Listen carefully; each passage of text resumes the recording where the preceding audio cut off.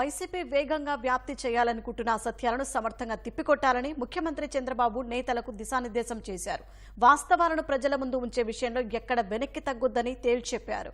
ఉమ్మడి కృష్ణా, గుంటూరు, గోదావరి జిల్లాల పట్టభద్రుల ఎమ్మెల్సీ ఎన్నికకు అభ్యర్థుల ప్రతిపాదనలు సిద్ధం చేయాలని నేతలను ఆదేశించారు. వివిధ ప్రాంతాల నుంచి వచ్చిన ప్రజల నుంచి సీఎం చంద్రబాబు ఎన్టీఆర్ భవన్లో వినతులు స్వీకరించారు. డిక్లరేషన్ పై సంతకం చేయటం ఇష్టం లేక తిరుమల పర్యటన రద్దు చేసుకున్న వైకాపా అధ్యక్షుడు జగన్ ప్రభుత్వమేదో తనని అడ్డుకున్నట్లుగా చేసిన అసత్య ప్రచారాన్ని సమర్థంగా తిప్పికొట్టామని తెలుగుదేశం నేతలతో సీఎం చంద్రబాబు అన్నారు.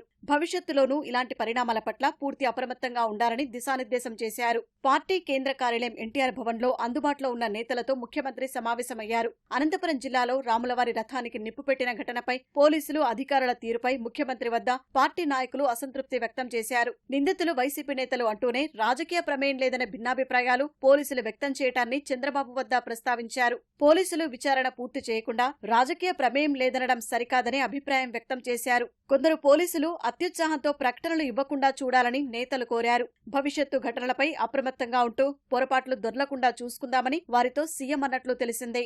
ఎన్టీఆర్ భవన్ కు వచ్చిన ముఖ్యమంత్రి చంద్రబాబుకు ప్రజల నుంచి వినతులు వెల్లువెత్తాయి. వాటిని ఓపిగ్గా అందరి నుంచి స్వీకరించిన సీఎం పరిష్కరిస్తామని హామీ ఇచ్చారు.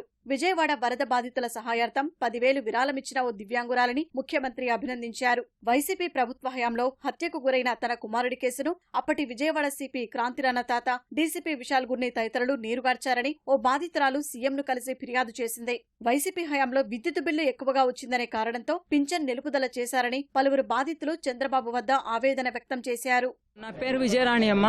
మా బాబు చింతల పవన్ కుమార్ 2022 డిసెంబర్లో మర్డర్ చేశారు, చాలా దారుణంగా. ఆ టైంలో అందరి చుట్టూ మన సిఐ, ఎస్ఐ గారు, టాటా రాణా గారు, విశాల్ గున్ని గారు, హనుమంతరావు గారు అందరి చుట్టూ తిరిగాను. ఎవరు న్యాయం చేయలేదమ్మా. మళ్ళీ ఇప్పుడు 4 నెలల నుంచి కుటుంబ ప్రభుత్వం వచ్చింది. కుటుంబ ప్రభుత్వం అందరి చుట్టూ తిరుగుతున్నాను. ఇప్పుడు ప్రస్తుతానికైతే దీన్ని బట్టి మన డీజీపీ గారి దాకా వచ్చింది ఈ ఫైల్ కుటుంబ ప్రభుత్వం వల్ల. చంద్రబాబు నాయుడు గారు, నా కొడుక్కి న్యాయం చేయండి అయ్యా, నేను 19 నెలల నుంచి తిరుగుతున్నాను, నాకు చాలా ఎంతో బాధగా ఉందయ్యా, నేను తిరగలేకపోతున్నాను, నడవలేకపోతున్నాను, చేత కావట్లేదు. నాకు ఈ హైదరాబాద్ నుంచి విజయవాడ రావాలంటే ఉండడానికి లేదయ్యా. ఏ రైల్వే స్టేషన్లో, ఏ బస్ స్టాండ్లో ఉండి మళ్ళీ వెనక్కి హైదరాబాద్ వెళ్ళాల్సి వస్తుందయ్యా. జగన్ గవర్నమెంట్ వచ్చిన తర్వాత కరెంటు 300 యూనిట్ల కన్నా ఎక్కువ వస్తుందని చెప్పేసి రైస్ కార్డు తీసేశారు. రైస్ కార్డు లేకపోవడం వల్ల పెన్షన్ కూడా తీసేశారండి. నేను జగన్ గవర్నమెంట్లో ఒక 6 నెలలు పెన్షన్ తీసుకున్నాను. అప్పటి నుంచి పెన్షన్ లేకుండా నిస్సహాయరాలుగా ఉన్నాను. దయచేసి ఇప్పుడు ఈ సమయంలో చంద్రబాబు నాయుడు గారిని కలవడానికి నాకు అవకాశం వచ్చింది. చంద్రబాబు నాయుడు గారిని కలిశాను, నా సమస్యను పరిష్కరిస్తానన్నారు. నాకు చాలా సంతోషంగా ఉంది. గత గవర్నమెంట్ వారు నాకు పెన్షన్, రేషన్ కార్డు అన్నీ తీసేశారు. నాకు 60 సంవత్సరాలు వృద్ధాప్యం వచ్చింది. నేను ఏమి పని చేసుకోలేని పరిస్థితిలో ఉన్నాను. ఇప్పుడు సీఎం గారిని కలిసి నా మనవని విన్నవించుకున్నాను. సీఎం గారు వచ్చి నా దగ్గర నుంచి లెటర్ తీసుకున్నారు. నాకు పెన్షన్ కూడా మంజూరు చేస్తామన్నారు. నాకు సీఎం గారి మాట మీద నాకు నమ్మకం ఉంది, గౌరవం ఉంది కనుక నాకు పెన్షన్ వస్తుందని నేను ఆశతో నేను తిరిగి వెళ్తున్నాను.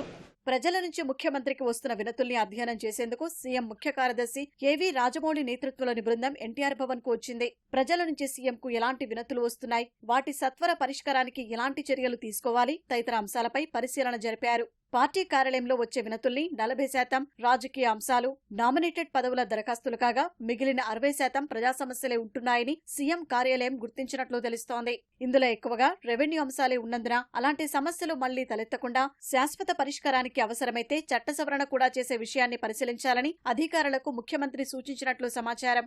తిరువూరు ఎమ్మెల్యే కొలికిపూడి శ్రీనివాస్పై సీఎం చంద్రబాబుకు మీడియా ప్రతినిధులు ఫిర్యాదు చేశారు. మీడియా ప్రతినిధులందరినీ కించపరిచేలా మాట్లాడుతూ బెదిరిస్తున్నారని తెలిపారు. కొలికపూడి తమను బెదిరిస్తూ కించపరిచిన ఆధారాలను మీడియా ప్రతినిధులు సీఎంకు అందజేశారు.